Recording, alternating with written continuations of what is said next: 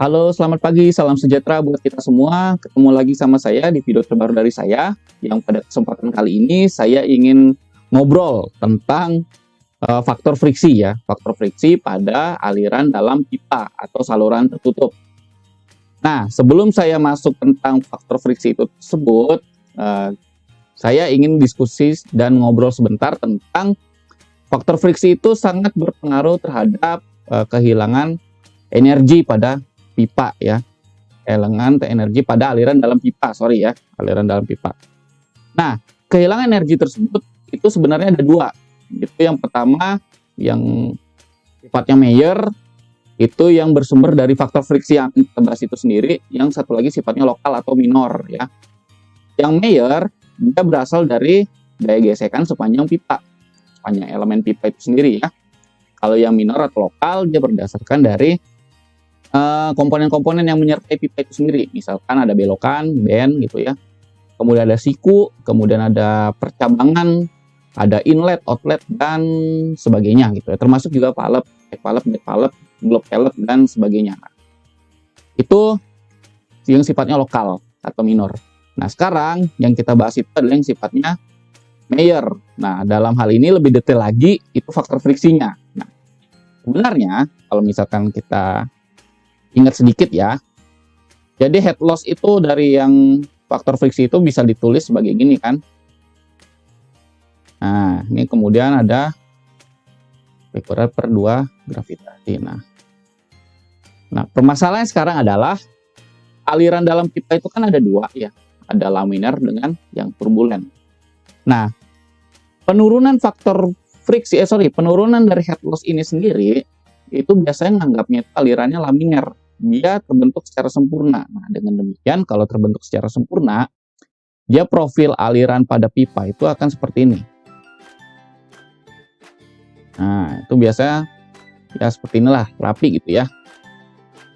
Ini kalau alirannya tuh laminar. Nah, permasalahannya adalah profil yang terbentuk sempurna ini itu dibangkitkan dari aliran laminar itu sangat sulit terjadi pada kondisi real di lapangan gitu ya. Kenapa? Karena kalau misalkan kita beranggapan itu alirannya laminar, maka sebenarnya partikel-partikel dari air itu sendiri itu hanya saling bergesekan aja. Bergesekan dengan satu arah yang lurus gitu ya gesekannya ya. Misalkan arah kanan, gerakannya ke kanan misalkan, itu ya berarti ada gesekan searah itu gitu. Tapi kalau misalkan alirannya turbulen, nah itu dia bangkit dari ketidakteraturan gerakan partikel-partikel. Nah, sebabnya apa? Kita nggak bisa memungkir dari fakta bahwasanya si pipa itu sendiri pasti punya kekasaran ya. Kekasaran pipa ya. Jadi pipa yang sifatnya nggak halus itu bisa menyebabkan guncangan-guncangan dari partikel-partikel tersebut. Nah, sehingga guncangan tersebut menyebabkan partikel-partikel itu saling bertabrakan satu sama lain. Nah, peristiwa itu bisa membuat profil aliran itu yang di laminar itu sempurna menjadi nggak sempurna lagi ketika udah jadi aliran turbulen. Nah, sekarang kalau misalkan aliran laminar itu faktor gesekannya itu sudah diturunkan menggunakan ini 64 per angka Reynolds. Jadi nilai F-nya ini tinggal dimasukin ke sini aja. Ya. Nah, sekarang kalau misalkan turbulen gimana? Ya tinggal kita turunin lagi aja, tapi itu sangat sulit ya. Secara analitik itu hampir nggak bisa dilakukan gitu ya. Sangat sulit. Maka dari itu berbagai penelitian itu menggunakan percobaan di lab gitu ya. Percobaan di lab untuk mencari hubungan antara faktor gesekan, angka Reynolds, sama kekasaran relatif. Nah, kekasaran relatif itu adalah ini, E per D. Itu kekasaran relatif. E-nya itu adalah tebal kekasaran, D-nya itu adalah diameter pipa. Nah, sekarang hasil dari penelitian di lab itu menghasilkan gambar ini, gambar yang kita lihat sekarang. Itu gambar, ini namanya grafik Moody diagram ya, atau grafik lagi sama saja ya. Nah, Kalau misalkan menggunakan grafik ini, itu kita berarti menentukan faktor friksi untuk aliran turbulen gitu ya. Caranya gimana? Tentunya langkah pertama itu adalah kita tentukan angka Reynolds-nya dulu. Itu rumusnya adalah kecepatan rata dikalikan dengan diameter ya, dibagi dengan viskositas kinematik. Kemudian nomor 2 itu adalah kita menentukan kekasaran relatif, yaitu tebal kekasaran pipa. Itu setiap pipa punya tebal kekasaran sendiri-sendiri ya. Kemudian dibagi dengan diameter pipanya ya, diameter pipa. Nah, kemudian langkah yang ketiga adalah plot ke grafik ini, ke grafik Moody ini. Nah, sekarang gimana cara kita ngeplotnya?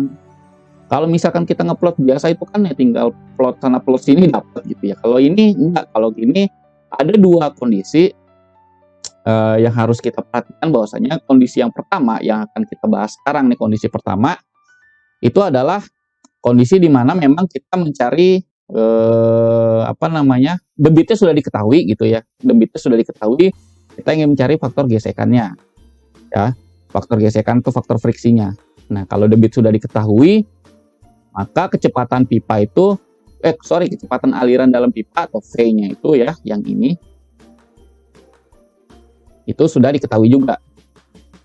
Nah, diameter pun juga sudah sama, pasti diketahui, dan apalagi viskositas kinematik ya, tinggal dilihat aja tabel dan berdasarkan jenis airnya. Kalau air itu sekitar 10⁻⁻6 gitu ya, meter kuadrat per detik viskositas kinematik. Nah, cara ngeplotnya gimana? Misalkan sekarang contoh.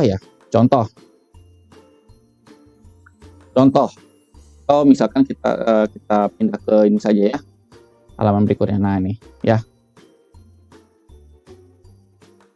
Nah, misalkan saya contoh.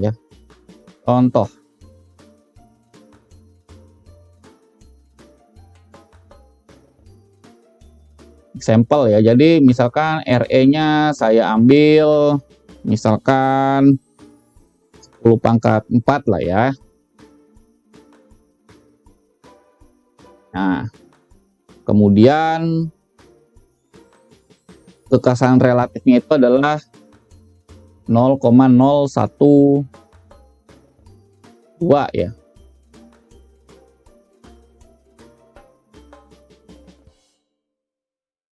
Nah, gitu. Karena ditanya F-nya berapa gitu ya. Nah, bagaimana cara plotnya? Cara plot grafiknya pertama, tentunya kita harus ini dulu. Plot si angka Reynolds-nya 10⁴ itu sekitar ada di sini ya, di 10⁴ nih. Jadi kita tarik dulu ke atas dia sampai satu garis lurus ini ke atas.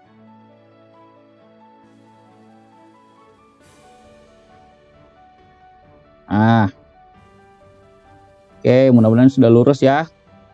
Oke, itu yang pertama, ini langkah pertamanya. Sorry, kok di situ dia. Oke. Langkah kedua adalah plot E per D-nya atau 0,012-nya ini. Tadi 0,0, ini 0,01, ini 0,015, kemungkinan 0,12-nya di sini. Ya. Ini adalah 0,012. Nah, hati-hati.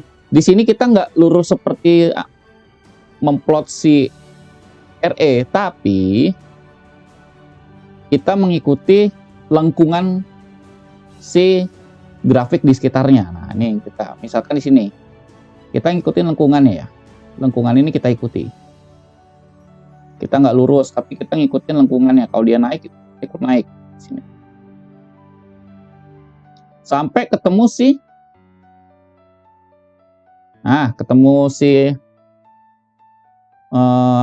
si angka Reynolds tadi ya.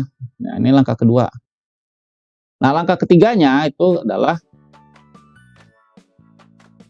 itu kita tarik garis lurus ke kiri langsung. Nah, kurang lebih di sinilah dia. Ini adalah nilai F-nya. Tinggal dibaca aja berapa itu, sekitar 0,046 gitu ya misalkan ya. Ya kurang lebih 0,046 gitu ya. Nah, 0,046. Nah, ini tinggal tinggal dirapikan saja gitu ya. Nah, ini adalah kondisi 1, kondisi pertama. Kondisi pertama ya, kondisi 1. Kondisi 1 itu adalah key diketahui ya.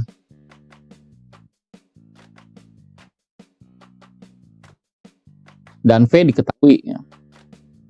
Nah, ini kondisi 1. Nah, kondisi 2, kalau kondisi 2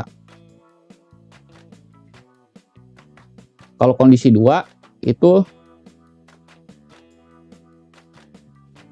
key belum diketahui ya.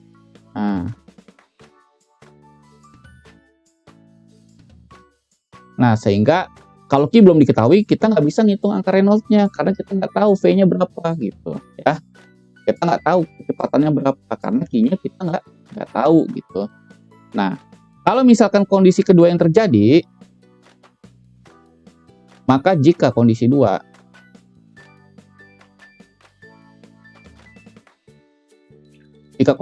maka asumsikan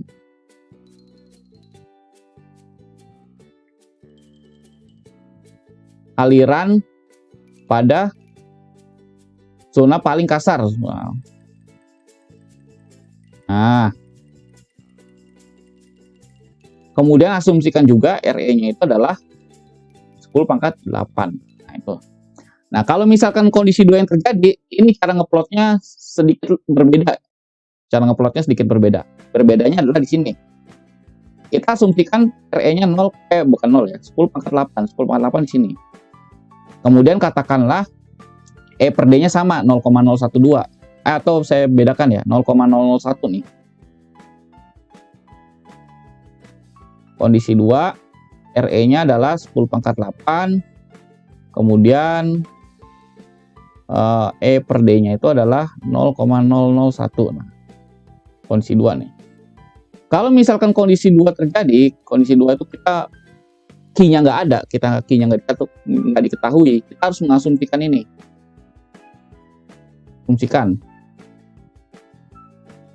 Asumsikan juga ini. Nah, kalau itu setelah itu E per D-nya misalkan 0,001, maka kita nggak perlu ngikutin si lengkungan ini lagi, tapi kita harus langsung tarik dari ujung ke ujung. Nah, dari sini langsung tarik lurus. Ini karena belok jadinya. Nah, lurus nih. Nah, dapat F. Nah, langsung tarik. Kita nggak perlu lagi ngikutin lengkungannya itu ya. Kalau misalkan kondisi 2 terjadi. Jadi untuk pemakaian grafik ini ada 2 kondisi. Saya ulangi. Kondisi pertama adalah yang ini. Nih, kondisi pertama. Di mana key-nya tahu, sehingga kita tahu kecepatannya berapa. Tuh. Dengan tahu kecepatannya berapa, maka kita bisa langsung menghitung angka Reynolds-nya. Angka Reynolds-nya kita hitung, F-nya kita E per D-nya kita hitung, baru kita bisa plot seperti yang tadi. Kita ngikutin lengkungan dalam-dalamnya ini, lengkungan grafik dalamnya.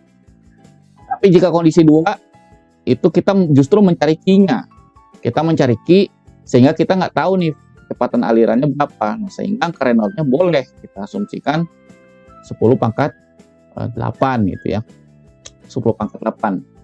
Nah, 10⁻8, kemudian misalkan E per D-nya 0,01, berarti dari titik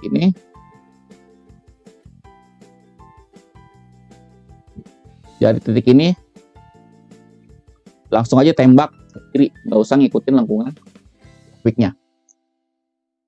Itu kira-kira untuk grafik Moody. Ini saya tampilkan contohnya. Contohnya adalah yang ini. Nah, ini contohnya harusnya sudah dibaca ya. Contohnya adalah seperti ini pemakaiannya. Nah, nih Untuk soal 1 ini menggunakan, ini tidak menggunakan grafik. Nih, soal nomor 2 juga tidak, 3. Nah, yang nomor 3 ini. Nomor 3 kita mengasumsikan dahulu ya. Kita mengasumsikan dahulu seperti ini ya. Tidak diketahui besar kecepatan rata-rata nih, saya besarkan. Nah, dalam pertanyaan kasus tidak diketahui besarnya kecepatan rata-rata dari aliran, maka angka Reynolds bisa kita asumsikan dahulu 10 pangkat 8 atau aliran full turbulen gitu yang tadi itu ya. Kemudian kekasan relatifnya 2,3 kali 10 kali 4. Ini dia langsung saja tembak dia dari kiri langsung ke kanan, tembak sampai ujung, dapat F itu. Nah, kemudian kalau kasus yang lain menggunakan grafik yang ini ya. Nah, kalau ini debitnya diketahui ya. Kalau debitnya diketahui 100 liter per detik ya. Sehingga kita harus mencari angka Reynolds-nya masing-masing. Nah, ini seperti ini. Untuk pipa 1 angka Reynolds-nya berapa? Setelah angka Reynolds dapat, E per D-nya berapa? Lalu kemudian baru kita plotnya mengikuti lengkungan grafiknya. Lengkungan grafiknya kita plot. Itu yang dijelaskan barusan. Nah, kira-kira seperti itu. Bila mana ada pertanyaan, silakan langsung aja di WhatsApp saja ya. Kurang lebihnya saya mohon maaf. Untuk pembahasan tentang cara membaca grafik Moody ini saya akhiri. Tapi sebelum saya akhiri, ingat bahwa F-nya ini langsung kita gunakan untuk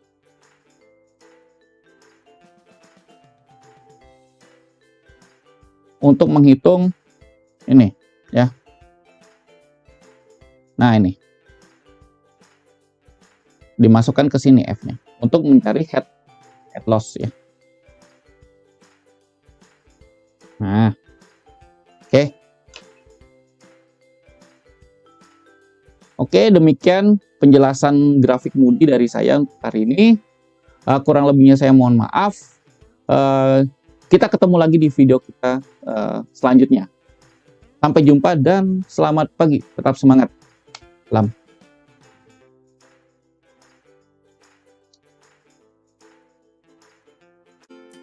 Terima kasih telah menyaksikan video pembelajaran dari saya. Kritik dan saran dan koreksi bisa melalui komen di video atau langsung aja email di halaman berikut. Terima kasih dan sampai jumpa di video-video selanjutnya. Salam.